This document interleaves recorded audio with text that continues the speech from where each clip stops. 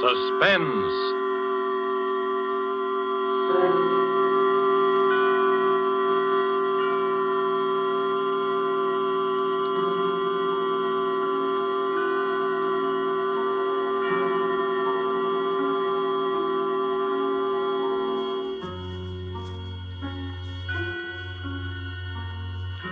This is the Man in Black, here again to introduce Columbia's program, Suspense. Heading our star Hollywood cast tonight is Mr. Warren William, and with him is Mr. Eric Blore. No fewer than 9 times have these two gentlemen appeared together in screen thrillers based on the adventures of one of the most celebrated characters of modern crime fiction. This familiar character will speak to you now for the first time on the air, as with the story called Murder Goes for a Swim, and the performances of Warren William as Michael Lanyard and Eric Blore as Jamison.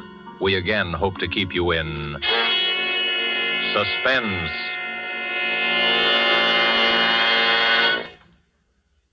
Good evening, ladies and gentlemen. Allow me to introduce myself.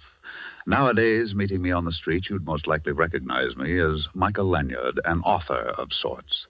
But if you'll not be too free with the information, because I've been at some pains to allow bygones to be bygones, I was once known rather well by quite a different name.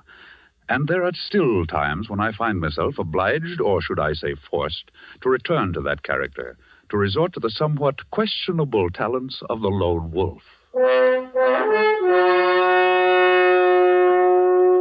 As a matter of fact, my presence here this evening is prompted by an uncontrollable desire to reminisce a little.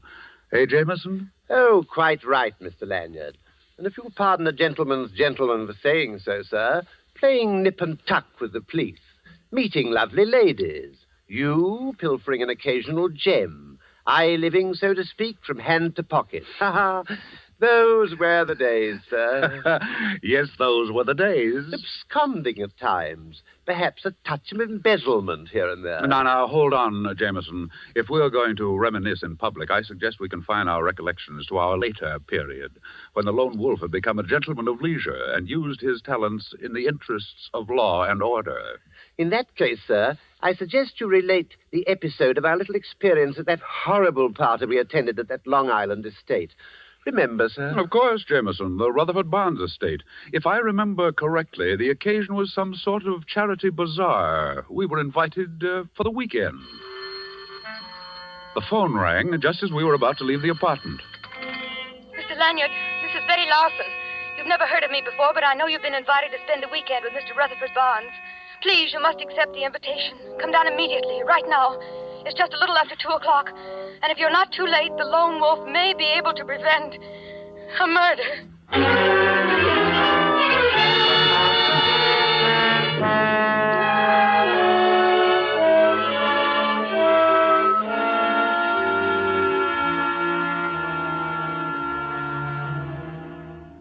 Jamison and I arrived at the Barnes estate a bare 2 hours after we'd received the mysterious telephone message. I was introduced to all kinds of people. First, the famous gossip columnist, Ralph Clinton. Well, Mr. Lanyard, this is indeed a surprise. And I might say a pleasant addition to our little gathering. Something always happens when you're lone wolfing around. Oh, I know, you've reformed. But a fellow can hope for a little excitement, can't he? See you later, old man. Then I met a very, very beautiful young lady. Oh, Mr. Lanyard, we haven't met yet. I'm Cynthia Waring. I've read all your stories and admired the ingenious way you solve those baffling mysteries. I think you're wonderful, really. And, of course, there was our host himself, Mr. Rutherford Barnes, who had recently announced his engagement to Miss Waring. I believe you've met just about everyone, Lanyard. That is, everyone except Bill Hodges. He's the firebrand of our little congregation. He's probably wandering around walking off the effects of the last 10 cocktails. Just make yourself comfortable.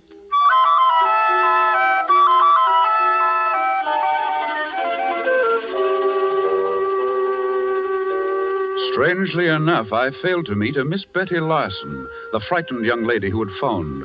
Anyway, the afternoon wore on through the beauty contest at which I was elected to preside as judge, and at which Miss Cynthia Waring, looking very pretty in a big picture hat and hoop skirt, was the winner. After it was over, Jamison and I managed to break away from the rest of the guests, and to escape the heat of the afternoon, we prepared ourselves for a cooling dip in the pool. I say, Mr. Lanyard, we've been to some pretty big and fancy places in our day, but this one is really something. This Rutherford Barnes person must be really an important person. You're quite right, Jamison. Rutherford Barnes is listed in Who's Who as the gentleman who made a fortune out of sardines. Just think, an entire estate built of sardines. Uncanny, isn't it, sir? Oh, Jamison. Forgive me, sir. No more puns, I promise. Well, I should hope so. I say, this pool is constructed just like a miniature lake. Lilies and all that sort of thing floating on top. Quite naturally, if you're going down for the third time, you just take a lily with you. Oh, what a jolly thought. Well, here goes. Watch this beautiful swan dive.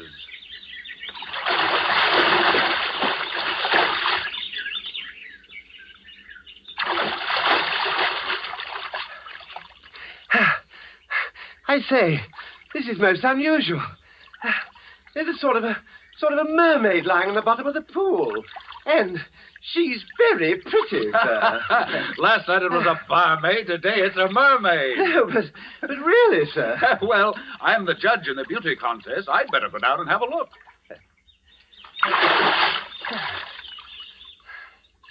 Don't be away too long, sir. Remember, there are lots of warmer women in the world. Jamison, quick. Here, give me a hand. Good heavens. It's a girl. Quick, here, lift her out here. Hurry. I'm doing my best, I'll get up there and, here, now, let's put her down here. You hold her there, sir. Yes, Jamison, I'm afraid she's dead.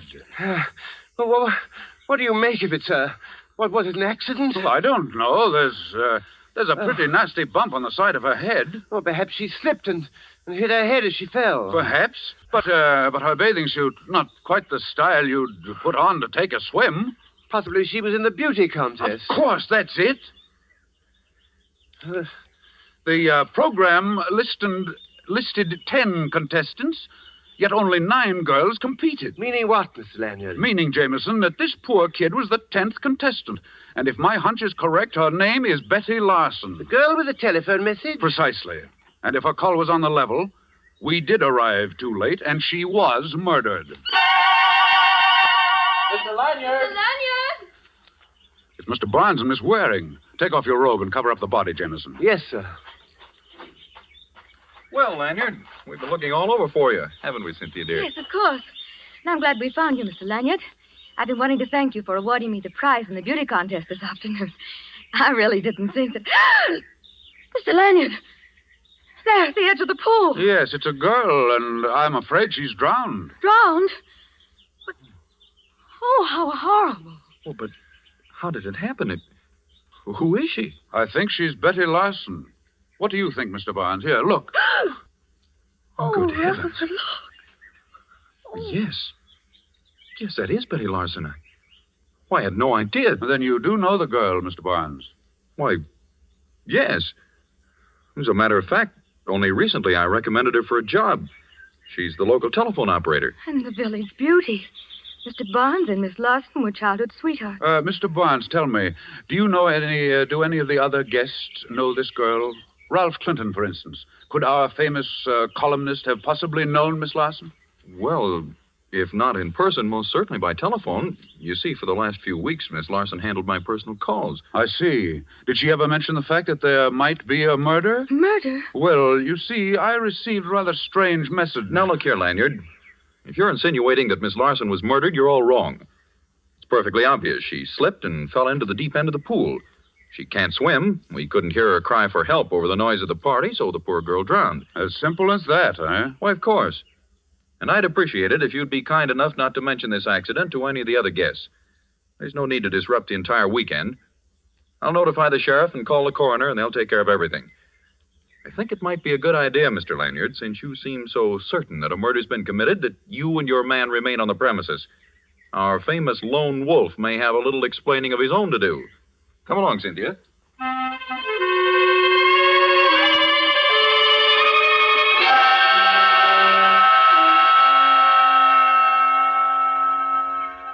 Oh, I'm completely at sea, see, Mr. Lanyard. The sheriff seems to think the whole thing was an accident, that this Miss Betty Larson person dived into the pool, and that's how she hit her head. I doubt that, Jamison. According to Barnes, the girl couldn't swim. Hey, buddy. Oh, I think we have company. Buddy. Yeah? If you see Mr. Barnes around, I want to see him. I think he's over at the other side of the house, getting things ready for the bazaar. Bizarre. They don't care how they celebrate a murder, do they? If I'm not mistaken, you're Mr. Bill Hodges, eh? Yeah. Betty Larson and I were going to get married. Everything was great until she starts going around with this society bunch. I got a few things to settle with that society crowd. Especially that keyhole peeper, Ralph Clinton. You seem quite positive, Hodges, that your girl was murdered. Well, what do you think it was, an accident? That girl could swim like a fish. Nothing could happen to her in the water. Hey, but Barnes says she couldn't swim a stroke. I said she could swim like a fish. But Barnes says... Did you hear me, you little runt? Amazing how that girl could swim. Look here, Hodges. What makes you think Ralph Clinton had anything to do with this? Do you know you're practically accusing him of murder? Listen, Betty stood me up twice last week. I followed her in my car, and she met Clinton both times. He was going to put her in this contest, and she was a cinch to win. He promised her. Then look what happens to her. She's dead. Murdered, I tell you. Well, here comes Clinton now. Maybe you'd better tell him about it. Oh, there you are, Hodges. I understand you've been looking for me. Yeah, I have. And now I'm going to fix that pretty face of yours. Yeah, wait a second. Here, you can't do that. Here, Jamison, help me break this up. I will as soon as they stop punching me. Hey, don't be a fool, Hodges. Stop it. Stop it, I say. All right. All right, let go of me. Let go. Oh, thanks, Mr. Lanyard. This man's a maniac. Okay. But I'm warning you, Clinton. I'll see you again. When you ain't got your friends around. Personally, I don't know whether the girl was killed or not, but if she was, our friend there, Hodges, will have a lot of explaining to do. You mean you've got something on him, Mr. Clinton? Well, when I was discussing the contest with Betty Larson a few days ago, she told me that Hodges had warned her not to enter it. It seems he was afraid that if she won, it might go to her head and she'd walk out on him. As a matter of fact, he told her to stay away from here. Well, there's going to be a coroner's inquest in the morning, and I suggest that you tell this to the sheriff as soon as he returns. Oh, why, tell that to the sheriff? Oh, no, I'd rather hate to do that. You see, Lanyard, someone in my position, I can't afford to get involved.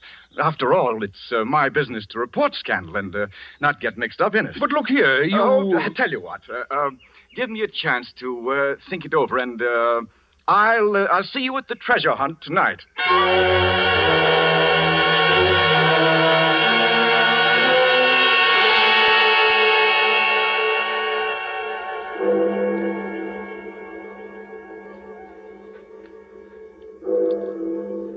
Oh, dear. 2 in the morning, Mr. Lanyard. What a ghastly hour to go tramping over the ground. Must we participate in this treasure hunt? Of course, it's all a part of the weekend. Come in. Well, it's the witching hour, Mr. Lanyard. Here's your envelope with the clues for the treasure hunt. You'd better hurry. Everybody's ahead of you. Thank you, Mr. Clinton. We'll catch up. Fine. This ought to be very interesting. Seeing the lone wolf stalking down his prey. You know very well, Clinton. Oh, sure. I forgot. You're not the lone wolf anymore. You're just nice, innocent Mr. Lanyard. Well, good hunting. See you later.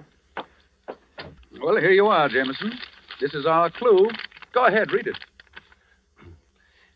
Under the oak and under the cover, where have met many a lover, light a match and look deep down, find your clue and win your crown. I say, isn't that lovely? Can you decipher it? Oh, of course, sir. It means, Exactly, Jamison, the old well. That's where we'll find the next clue. Come on, let's get going.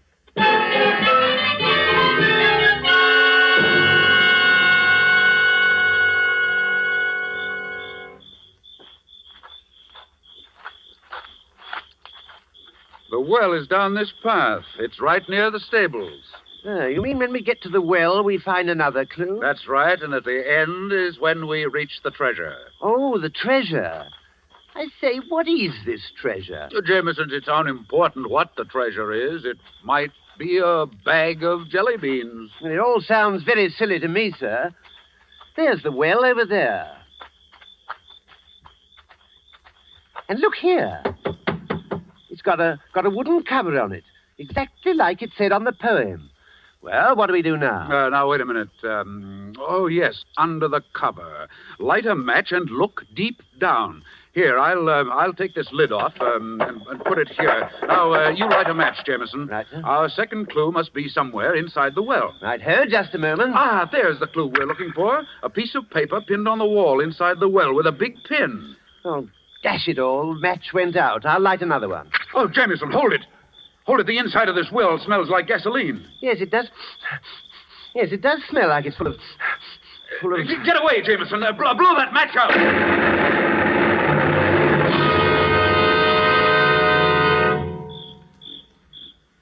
Are you all right, Mr. Lanyard? Yes, and no thanks to you. Oh, I couldn't help it, sir. If you ask me, we walked right into a trap. And quite obviously. Here, Oh. let me help you up. Oh, thank you, sir. Oh, if I'd had any idea... Ouch! Well, now what's the matter? Oh, I've been stabbed. Well, let me see. Oh, steady, Jamison. I'll pull it out. Oh, be careful, sir. Oh. Oh! There we are. And very interesting. What is it, sir? Oh, it's that big pin. You could have been hurt quite badly. Well, if you ask me... Come along, Jamison. We've got work to do.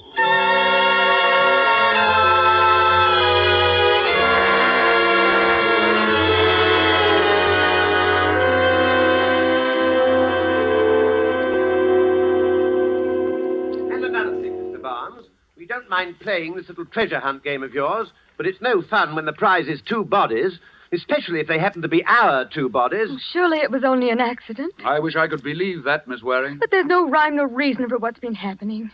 If the accident at the well was another attempt at murder, then all our lives could be in danger. Steady, Cynthia, darling. I presume you have some idea of who the murderer might be, Mr. Lanyard. You flatter me, Mr. Barnes. I would think you had surely lined up one or two likely suspects, Mr. Lone Wolf. Why don't you tell them about our friend Mr. Clinton, sir? Clinton? Oh, well, there are some mighty interesting aspects to that road company Winchell. He was meeting Betty Larson secretly. At least that's what Hodges says. I can believe that. Clinton would stoop to anything.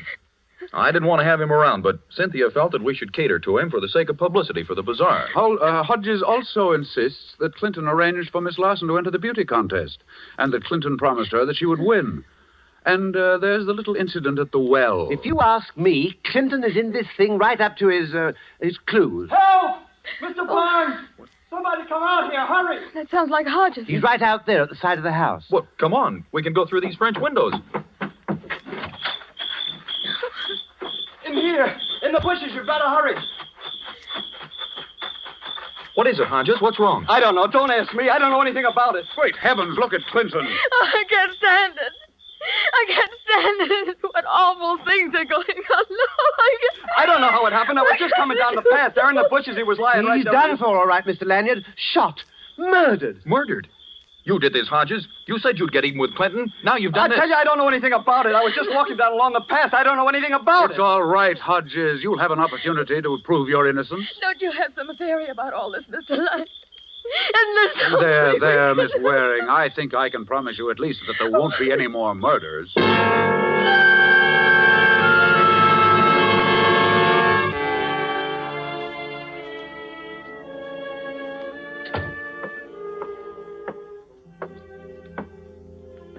Hold the flashlight a little higher, Jamison, on the clock on the mantelpiece. Yes, sir.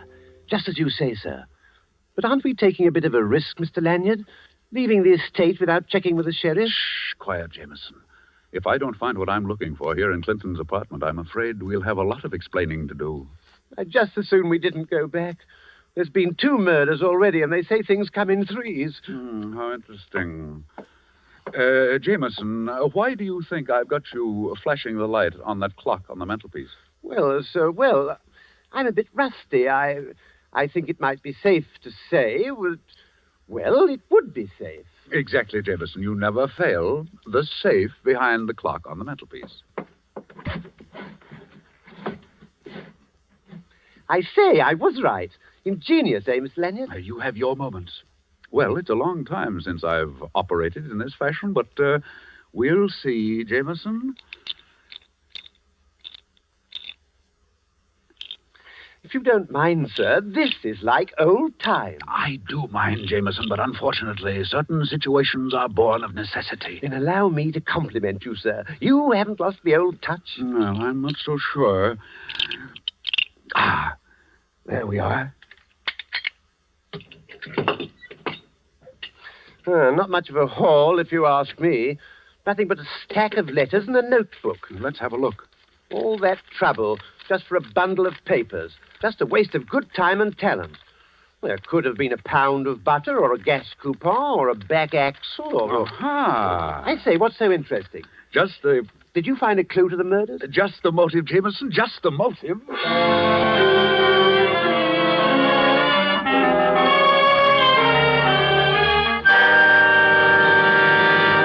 Look here, you can't keep me here, Sheriff. All I did was find Clinton. You can't hang a guy for that. Keep your shirt on, Hodges. Nobody moves out of this room till Lanyard shows up. If he doesn't come in 5 minutes, I'm going to put out a call and have him pulled in. Seems to me that Mr. Lanyard has admitted his guilt by disappearing. Well, whatever the case may be, I think you should allow me to go. After all, this is my house, and I do have guests. They might think it rather strange if their host isn't around. Look, Mr. Barnes, party or no party, there's been a couple of murders committed around this joint, and everybody in this room is under suspicion. Really, Sheriff? If you're going to keep us here and allow Mr. Lanyard to stay... Good evening, Sheriff. Jamison, say good evening to the Sheriff. He's been very patient, I hope. Good evening, sir. Constable. Sheriff. All right, you two. You'd better make it good. Running away from the scene of the crime won't sit so well in court. Please accept my apologies, Sheriff. Well, now that you're here, Mr. Lanyard, perhaps we can clear up this nasty mess. Yes, I presume you've been spending your time checking up on the murders, Mr. Lanyard. That's right. And I've uncovered a few details which I'm sure will prove most interesting, Miss Waring. You're wasting time, Lanyard. Somebody in this room has been running around committing murders, and I'm going to find out who it is or die die trying. Who said that? Oh, if it's all the same to you, Sheriff, I think I'll join the other guests. Now, isn't that thoughtful of you? Get away from that door before you tempt me to bring the murder score up to 3. Do as he says, Jamison. After all, you don't want to miss all the fun. In just a minute, you're going to have the pleasure of meeting the murderer. Yes, that's just what I'm afraid of, sir. All right, Lanyard. Let's have it. Very well, Sheriff. First, allow me to review events from the beginning. Just as Jamison and I were leaving for Mr. Barnes's residence, we received a rather unusual telephone message. It was Betty Larson. That was about 2 p.m., wouldn't you say, Jamison? 5 minutes after 2, to be exact, sir. Thank you. We arrived at Mr. Barnes's estate by 3:30. At 5, Jamison and I went for a swim in the pool. It was then we found Miss Larson. At what time did the coroner examine her, Sheriff? Around 7 in the evening. But what difference does it make? The poor girl had been dead for 10 hours. All the difference in the world, my dear fellow. Simple arithmetic will show you that it was impossible for Miss Larson to call me at 2 o'clock. At 2 o'clock, she'd already been dead for 5 hours. Hodges, you did it. You paid someone to make that call. You're crazy. I had nothing to do with it. Pipe down, Hodges. Go on, Lanyard. Sheriff, what do you think was used to murder Miss Larson? Well, Could this have been the weapon? The pin. The one I fell on when the well exploded. Yes, Jamison. Let me paint a rather gruesome picture for you, Sheriff. Miss Larson is called down to the edge of the swimming pool. Someone who poses as a friend suggests that she try on a hat. In trying it on, our murderer, pretending to assist, neatly jabs Miss Larson and thrusts the pin through the base of her brain. Oh, how horrible. Could I examine the pin, please? Why, of course, Mr. Barnes. Why, it's a hat pin. Well, Cynthia, it's the one you had in the large hat you wore in that beauty contest. Cynthia, it was you. All right, stand back, all of you. look here, sister, you can't get away with this. Shut up! And listen, all of you. I assure you I know how to handle this gun, and I'm not afraid to use it. Cynthia, Stand back, Hodges. I don't get you, Cynthia. What earthly reason would you have for killing Betty? She wanted to be your friend. That's a laugh. Listen, little boy Blue. A telephone operator sometimes hears too much for her own good. How do you think she got all those fine furs? From some boyfriend? No, she was too daffy about you, so she decided to try her hand at blackmail. Blackmail? That's right. Only she pushed me just a bit too far. Why, Get back, all of you. Do, prune face. Who? Me? I don't mean your brother. Open the door. Go on, open it. Yes, ma'am. Now stand back, all of you. Ha. Very amusing picture. That's right, Mr. Lanyard. Step forward just a little. I'd like to thank you for spoiling a most delightful weekend. Here's a little something to remember me by.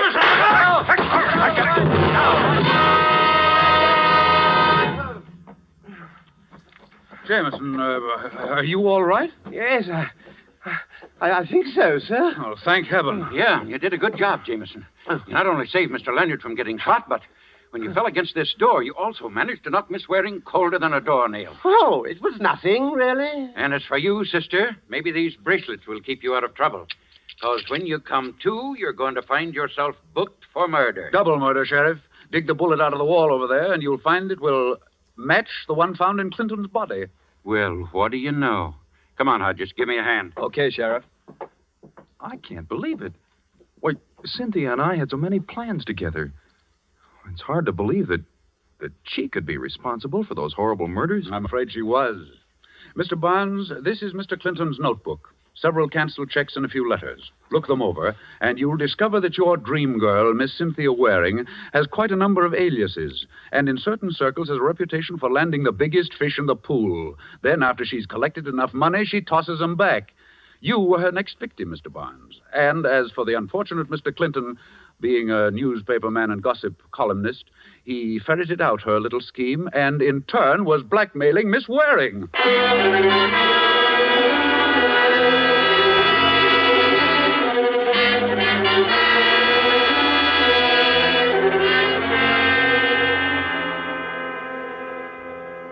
Well, ladies and gentlemen, I guess that just about puts the cap on that story of our little adventure at the estate of Rutherford Barnes. Miss Cynthia Waring was a very shrewd and fast-thinking young lady. She got one victim with a gun. She almost got Jamison and me at the old well when the gasoline exploded, all of which began with the first and most ingenious of the murders, the particularly cold-blooded murder of Betty Larson with that hat pin. And, Jamison, of course, we have you to thank for having discovered that most important bit of evidence, the pin itself. Yes, Mr. Lanyard. And I must say, I got quite a lift out of that myself when I discovered it. Now, Jamison, remember your promise. Suffice it to say, you discovered the pin. The hard way, I admit. Oh, yes, sir. There's no doubt about that. The criminal would never have been stuck in the final analysis if I hadn't sat down and got myself stuck. That will be all, Jamison. Good night, ladies and gentlemen.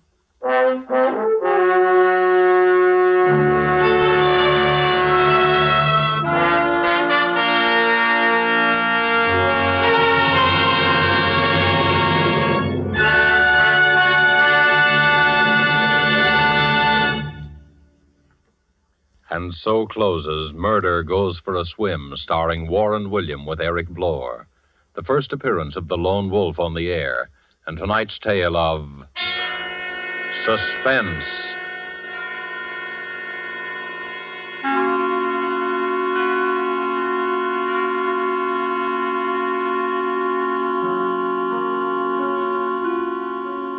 This is your narrator, the man in black, who conveys to you Columbia's invitation to spend this half hour in suspense with us again next week, when Laird Kriegar will star in the suspense play, The Last Letter of Dr. Bronson, with a cast of 4 distinguished Hollywood players, Helen Vinson, Harold Huber, Ian Wolfe, and Theodore von Eltz. The producer of these broadcasts is William Spier, who, with Robert Louis Cheon, the guest director, Bernard Herrmann and Lucienne Marawick, conductor and composer, collaborated on tonight's Suspense.